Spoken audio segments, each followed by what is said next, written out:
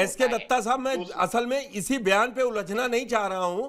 बयान उन्होंने ट्रेनिंग चल रही थी और आरएसएस के राष्ट्रीय मुस्लिम मंच का था, वो मंच आरएसएस का है। फिर आरएसएस का है। मैं इस पे कोई दौड़ा ही नहीं, आपसे कोई दौड़ा नहीं, ही नहीं है आप मेरा। कह रहे हैं कि मंच उनकी पे बात भी निजी है। ये निजी किसी फोरम में नहीं होती है। मंच पे भी बहुत व्यक्ति बयान देते सैम हैं और पित्रोदा उसके बाद ओवरसीज कांग्रेस के नहीं, चेयरमैन थे। उसके बाद एक बयान पे तीन दिन प्रचार चला। उसके बाद वो व्यक्ति ये भी कहते हैं कि ये मेरी निजी बयान है। कांग्रेस के तो कितने सारे अधिवेशन का मैं एग्जांपल दे दूंगा जहां पे नेताओं ने बड़े बड़े बयान दिए हैं कांग्रेस के मंच से, और उसके बाद फिर उस बात से मुकर गए और बोले कि ये मेरा व्यक्तिगत बयान था। नेताओं के मुकरने की बात नहीं कर रहा हूं, नेता मुकरते ही हैं, चाहे जेडीयू हो चाहे बीजेपी के रिश्ते हो। होता है, व्यक्तिगत बयान भी सामाजिक तल पे भी दिया जा सकता है, उस पे कोई किसी तरह का अंकुश लगा हुआ नहीं है। ठीक है, 3 दिन में आ जाएगा। यहाँ पे जस्ट गिव मी 5 सेकेंड्स मोर। दूसरी बात यहाँ पे ये आती है कि विपक्ष जो इतना हो रहा है चीजों को लेके, ठीक है, हम लोगों ने 400 पार का नारा दिया, वो एक बौद्धिक दृष्टिकोण से एक बेंचमार्क था 400 पार, पर 400 पार का नारा देके 240 तो जीत के आए ना। कांग्रेस 300 से ऊपर सीटें लड़ी थी, क्या हशर हुआ है कांग्रेस का? 99 पे आ गया है। यहाँ पे तो जो लोग एकदम हशर पे चले गए, वो तो ढिंडोरा पीट रहे कि हमारी जीत हो गई, और जिसकी सरकार तीसरी बार आ गई है मोदी जी की, उनकी हार हो गई है। किस तरह का राजनीति चल रहा है इस देश में और किस तरह के चीजें हो रहा है। तार्किक बहस हो, विपक्ष का अधिकार होता है तार्किक बहस करना, पर तार्किक बहस के जगह पे कूतर्क यही मैसेज तो मोहन भागवत जी मोदी जी को दे रहे हैं। यही मैसेज तो मोहन भागवत मोदी जी को दे रहे हैं कि तार्किक बहस करो, विपक्ष को दुश्मन मत मानो। मोहन भागवत जी ने जो बयान दिया है वो हर किसी व्यक्ति के लिए है, हर किसी सेवक के लिए है। और माननीय विपक्ष में तो कांग्रेस है ना सर। माननीय दत्ता जी विपक्ष में तो कांग्रेस है। प्रथम सेवक मोदी जी अक्सर अपने आप को प्रथम सेवक कहते हैं, और मैं समझता हूं कि मोदी जी से बड़ा प्रथम सेवक इस देश में दूसरा व्यक्ति कोई है नहीं। तो इसलिए मोहन भागवत जी का जो बयान है वो पूरा भारत के परिपक्ष में है, 140 करोड़ लोगों के लिए है वो बयान। वो केवल एक व्यक्ति के लिए नहीं है, हर किसी के लिए है। वो बयान उतना ही राहुल गांधी के लिए भी है, इंट्रोस्पेक्शन, ममता बनर्जी के लिए है, उतना ही ये जो इंट्रोस्पेक्टिव लिखा है ऑर्गेनाइजर के फ्रंट, जो आपकी किताब छपी है हिस्ट्री बट इंट्रोस्पेक्टिव, ये कांग्रेस के लिए इंट्रोस्पेक्टिव लगी है, उसमें फोटो लगी है मोदी जी, नायडू जी और नीतीश कुमार की। किसके लिए इंट्रोस्पेक्टिव है? इंट्रोस्पेक्टिव का मतलब क्या होता है? आप बताइए ना, हम समझ लेंगे। आप संघ से हैं, हम समझ लेंगे। मतलब होता है समीक्षा करना, टू इंट्रोस्पेक्ट, समीक्षा करना, और समीक्षा करना हर किसी के ऊपर लागू होता है। वो मोदी जी के ऊपर भी लागू होता है, तो फोटो लगवा दी होती राहुल गांधी की, मायावती जी के भी ऊपर भी लागू होता है, मोहन भागवत जी के ऊपर भी लागू होता है, ममता जी के ऊपर भी लागू होता है, सबके लिए लागू होता है। पेरेंटल ऑर्गेनाइजेशन संघ भाजपा की है दत्ता जी, मेरे लिए भी कांग्रेस और किसी और के लिए नहीं है। इंट्रोस्पेक्शन तो हर किसी के लिए होता है। खैर वो मानेंगे नहीं। आप, मैं आता हूं अगले राउंड में आता हूं, अगले राउंड में आता हूं। मैं शिवाजी सरकार के पास जाता हूं।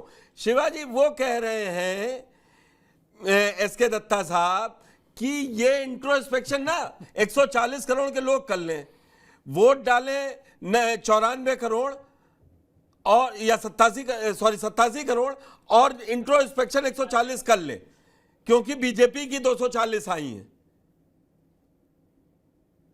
ये लड़ाई बड़ी होगी, और ये आगे आने वाले जो 4 राज्यों के तुरंती चुनाव है ना, उसमें दिखाई देगी। साल में हरियाणा और झारखंड है, महाराष्ट्र है, बिहार है सबसे लास्ट में। तो आप इसको कैसे देख रहे हैं? नहीं, देखिए, भागवत जी ने जो बयान दिया है वो तात्विक है, जैसा आप कह रहे थे दत्ता साहब। उन्होंने जो भी कुछ कहा वो राजनीतिक है। मैं उसको सिर्फ संघ का इससे मैं नहीं मान रहा हूं, तो सिर्फ तात्विक है, वो राजनीतिक। और मुझे लगता है कि ये बयान अगर वो चुनाव से पहले देते या चुनाव के दौरान देते तो शायद ज्यादा बीजेपी के लिए ज्यादा अच्छा होता। बीजेपी के अगर कोर्स करेक्शन करना होता तो बीजेपी शायद वहां कर सकती। अब तो जो हो चुका है उसके बाद जो इंट्रोस्पेक्शन है वो तो करना ही है, उसके अलावा कोई चारा नहीं है। और उत्तर प्रदेश, जिसको कि संघ बीजेपी अपना एक लेबोरेटरी मानती थी, तो वहां पर इस तरह से रिजल्ट आना, उसके लिए कई चीजों को देखने की जरूरत है। जितना उन्होंने कहा है या जितना इंद्रेश जी ने कहा है उतना काफी नहीं। अगर आप उत्तर प्रदेश की राजनीति के हिसाब से देखें, सिर्फ संघ के बयान के हिसाब से नहीं, संघ ने एक चीज जरूर किया इस चुनाव में। संघ ने अपने कैडर को सिर्फ ये कह दिया कि आपको चुनाव के लिए कुछ करना नहीं है, पर आप दिखते रहिए। ये ऑफिशियल स्टेटमेंट था, और किन किन का था वो एक अलग चीज है। तो संघ के जो भी कार्यकर्ता होते हैं, संघ के प्रचारक हों या जो भी हों, वो चुनाव में इस बार दिखे नहीं। उन्होंने बूथ मैनेजमेंट नहीं किया, और इसका असर जो है बीजेपी पर देखने को मिला। इसका दूसरा तरह से आप मतलब निकाल सकते हैं। इसका मतलब यह है कि चुनाव से पहले भी संघ और बीजेपी में कहीं ना कहीं मतभिन्नता रही है, जिसका असर जो है चुनाव पे हमें देखने को मिला है।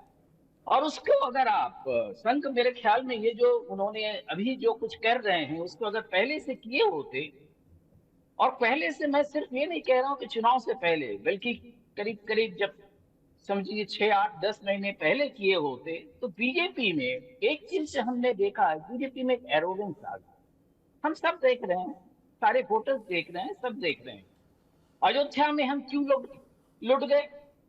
अयोध्या में जिस तरह से सारे राम के बाद ये सोचा गया था कि राममय हो जाएगा पूरा उत्तर प्रदेश और बीजेपी की जो है जय जयकार होगी, क्यों नहीं हुई? अयोध्या को अगर आप बारीकी से आप देखें, सिर्फ अयोध्या ही नहीं, अयोध्या, बनारस, विंध्याचल, चित्रकूट, इलाहाबाद, हर जगह जो है बुलडोजर्स चले, हर जगह लोगों के घर, 2200 दुकानें अयोध्या में सिर्फ तोड़े गए, बनारस में 500 मंदिरें तोड़े गए, मस्जिदें तोड़ी गई, अयोध्या में मंदिरें तोड़ी गई। और बनारस की जो मंदिरें हैं, उनके वो कुछ स्थानों में पड़े हुए हैं शिवलिंग और गणेश जी की मूर्ति, और मूर्तियां भी वहां पड़ी हुई है। और जिस तरह से मंदिरों को तोड़ा गया, सिर्फ मंदिर नहीं, काशी विश्वनाथ के मंदिर का जो गर्भगृह के अंदर जो और मंदिरें थी और जो मूर्तियां थी, वहां भी हटाया गया सारी चीजें। तो ये चीजें जो है भारत की हिंदू जनता जो है, मेरे ख्याल में न तो संघ ने न भाजपा ने हिंदू जनता की जो एक मानसिकता है उसको शायद ठीक से समझा नहीं। वो हिंदू अगर हैं तो हिंदू मंदिरों की सुरक्षा करना भी संघ का दायित्व है, वो नहीं किया गया। और अयोध्या की अगर हम बात कर ले, अयोध्या और बनारस में क्यों इस तरह की घटनाएं घटी? वो इसलिए घटी क्योंकि अयोध्या में जब से मंदिर बना, मंदिर का शिलान्यास हुआ, मंदिर की प्राण प्रतिष्ठा हुई, उसमें अयोध्या के लोगों की कहीं शिरकत नहीं। अयोध्या के लोग जो है, जब वीआईपी आते रहे, लगातार वीआईपी आते रहे, अयोध्या के लोगों को अपने घरों के अंदर ताले के अंदर बंद करके रखा गया। अगर उन्होंने कहीं झांकने की भी कोशिश की तो पुलिस वालों ने उनकी पिटाई कर दी। तो अयोध्या में दुकान लुट गए, घर लुट गए, घर आधे टूटे पड़े हैं। बनारस में यही हुआ, चित्रकूट में हुआ, विंध्याचल में हुआ। इन सारी चीजों का जो असर लोगों के मन में यही हुआ, ये जो है हमारा ख्याल नहीं रख रहे, ये सिर्फ वीआईपी का ख्याल रख रहे हैं, बॉम्बे की जो लिटरेटी है उनका ख्याल रख रहे हैं, और हम जो है इनके जो है एक मोहरे बन गए हैं। तो ये सारी चीजें कोई भी नागरिक मोहरा नहीं बनना चाहता। ठीक है शिवाजी। राहुल लाल जी, जो लड़ाई ना कह के अगर ये कहें, ये दरार अगर बढ़ती गई, जो मैं ब्रजेश जी से कह रहा था कि जो आगे आने वाले 4 राज्यों के चुनाव हैं, एक इंट्रोस्पेक्शन होता है, एक 31 अगस्त तक से 2 सितंबर के बीच में बैठक भी है, समन्वय बैठक है संघ और बीजेपी जुलाई से 2 अगस्त। हाँ, 31 जुलाई से 2 अगस्त।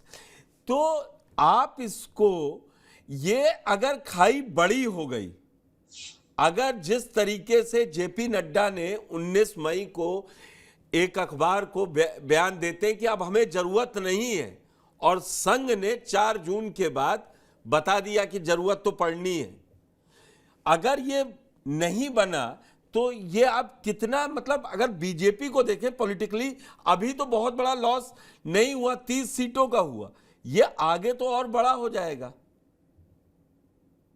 पुष्कर जी, ये लॉस आप 30 सीटों तक देख रहे हैं, वो भी कोई बहुत सही आकलन हम लोग नहीं कर रहे हैं।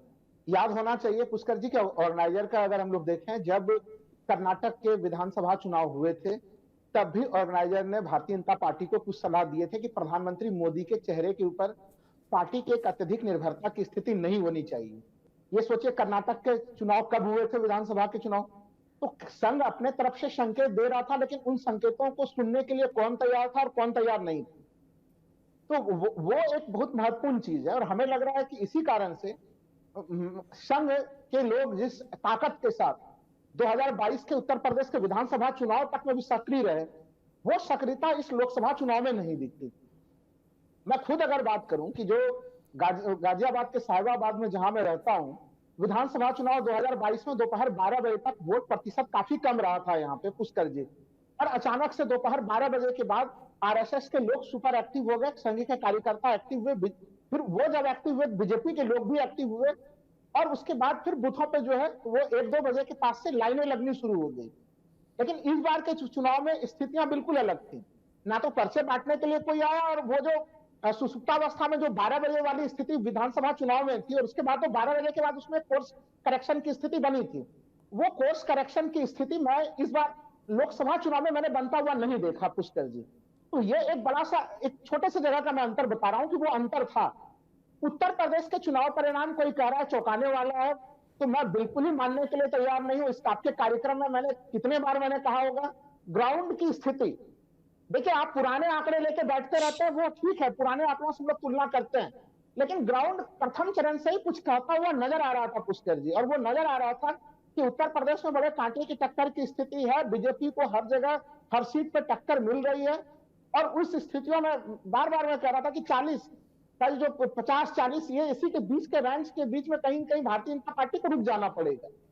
वो तो सोचिए कि 40 से भी नीचे की स्थिति आ गई, तो ये और हमें लग रहा है कि पहले चरण से वो इफेक्ट 7वें चरण तक और बढ़ता हुआ आ गया, तो वो संघ की अनदेखी की स्थिति तुम नंबर 1 मानते हो। हालांकि संघ अब जितना तीखा बयान अभी संघ की तरफ से अभी भी, हालांकि जितनी उनके तरफ से संशोधन के लिए जिस तरह से तीखे आने चाहिए उस रूप में नहीं है, लेकिन फिर भी जो बयान है वो बयान काफी हद तक महत्वपूर्ण बयान है। आखिर जेपी नड्डा जी को वो बयान देने की क्या जरूरत थी? अगर वो नहीं उन्होंने बयान दिया था तो उसका पुरजोर खंडन आने की जरूरत स्थिति क्यों नहीं बनी?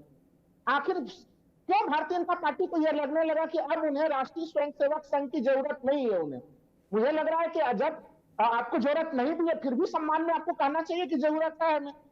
आपको यह भी याद होगा कि हम लोगों ने देखा कि लोग पोस्टर लेके बैठे हुए थे गुजरात में, बीजेपी के भीतर देखिए ना आप, इस कारण से जो असंतोष की स्थिति कितनी ज्यादा बनी। गुजरात में यहां तक के पोस्टर बने हुए थे कि कांग्रेस से लिए हुए लोगों को अगर सब कुछ दे देना है तो एक आरक्षण लागू कर दीजिए कि बीजेपी के मूल कैडर के लोगों को आप कितना जगह देने के लिए तैयार बैठे हुए हैं।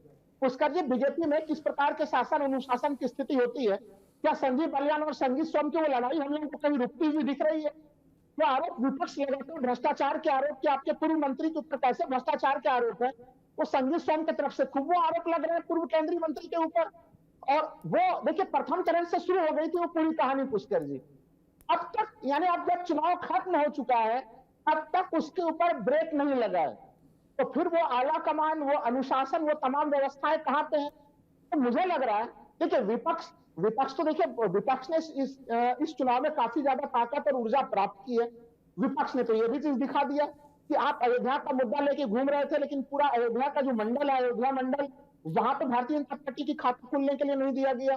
प्रधानमंत्री मोदी जी की जो जीत है वो पुराने उनके जीत के जो आंकड़े हैं, यानी बनारस में भी जिस तरह से उनकी एक जीत का आकार कम हुआ, वो अपने आप में कई सारे सवाल खड़े करते हैं। तो विपक्ष ने तो अपना जोरदार प्रदर्शन दिया और हमें लग रहा है विपक्ष उस एनर्जी के साथ आगे भी बढ़ेगा। लेकिन यहाँ पे जेपी अगर इसी खुशफहमी में रहेगी कि हमें तो हम तो 240 के नंबर पे आ ही गए, उत्तर प्रदेश के 29-30 सीटों का नुकसान हो ही गया, तो उससे हमें क्या, उससे बहुत ज्यादा हम सीट लेने के लिए तैयार नहीं है। तो यहाँ पे देखिए 2-3 चीजें पुष्कर जी, जो आप विधानसभा चुनाव की जिसकी बात कर रहे हैं, विधानसभा चुनाव महाराष्ट्र के, आप सोच के देखिए कि वहां पे जिस तरह से असली नकली का पूरा खेल चला, ऑर्गेनाइजर ने उसके ऊपर जो टिप्पणी की कि भाई इतना पुष्कर जी, वो तमाम जो टिप्पणियां हैं। अच्छा ये बताइए, अजीत पवार को लेके आपको एक सांसद मिल गए, लेकिन जब प्रधानमंत्री ने कितना भोपाल से तीखा हमला किया था पुष्कर जी कि भ्रष्टाचार के विरुद्ध जोरदार संघर्ष करेंगे, लेकिन उसके 48 घंटे के भीतर आप उन्हें जो है कि महाराष्ट्र का खजाना मंत्री, उप मुख्यमंत्री सब कुछ दे देते हैं। वो भी उप मुख्यमंत्री का पद जो है कि देवेंद्र फडणवीस से छीनकर अपने ही पार्टी से, उन्हीं के पास खजाना मंत्री भी था, वो भी आप उनसे लेके दे देते हैं। हम जब डिबेट उठते हैं भ्रष्टाचार के मामले को, भारतीय जनता पार्टी जो राष्ट्रीय स्तर पर मुद्दा बनाना चाहती थी, वो मुद्दा नहीं बनने में बहुत बड़ा कारण परिवार का उस खेमे में शामिल होना हो गया। आज अगर ऑर्गेनाइजर ये चीज लिख रहा है तो उसे भारतीय जनता पार्टी के लोगों को बिल्कुल साफ स्वीकार करना चाहिए। लेकिन जो मुख्य समस्या ये है पुष्कर जी की, ये चीजें अगर ये कठोर टिप्पणियां चुनाव से पहले और आती, आज चुनाव के बाद जब परिणाम आ गए तब ये टिप्पणियां आ रही है, थोड़ा पहले और भी कठोर टिप्पणियां आती, भारतीय जनता पार्टी को संभवतः संभलने का मौका मिलता।